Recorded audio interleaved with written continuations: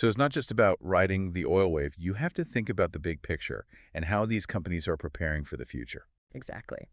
And speaking of the future, let's shift gears and talk tech. You've got some notes about Palantir and their AI work. And then there's Toast. They're changing the restaurant experience. What are you most interested in here? Honestly, I'm fascinated by how these companies are using technology to solve real-world problems.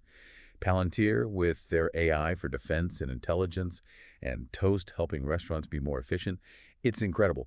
But, I also want to understand the risks.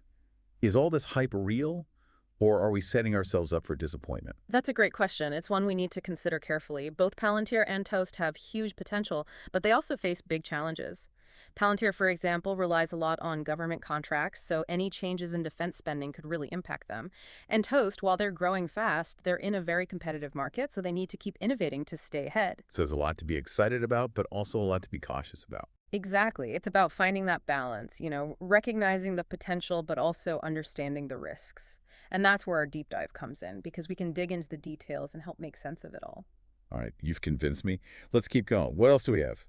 As we're talking about all these companies and their future, one thing that really strikes me is this disconnect between like the overall market and what's happening with some individual stocks. It's like two totally different stories going on at the same time. Yeah, I see what you mean.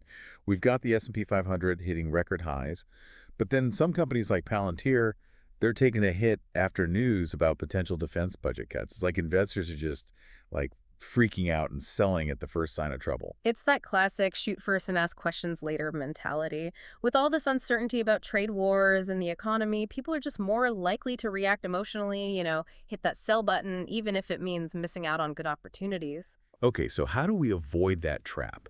How can we as investors stay calm and make good decisions when the market feels like, a roller coaster? It always comes back to the fundamentals. Instead of getting caught up in the day-to-day noise, you got to zoom out and look at the big picture. Does the company have a solid business? Are they making consistent earnings? What are their long-term prospects? These are the questions that should guide your decisions. So basically, don't panic and sell everything just because the headlines are scary. Exactly. Take a deep breath. Remember, investing is a marathon, not a sprint. All right, I'm taking notes. So as we're looking at these fundamentals, let's talk about a sector that's been getting a ton of attention, electric vehicles.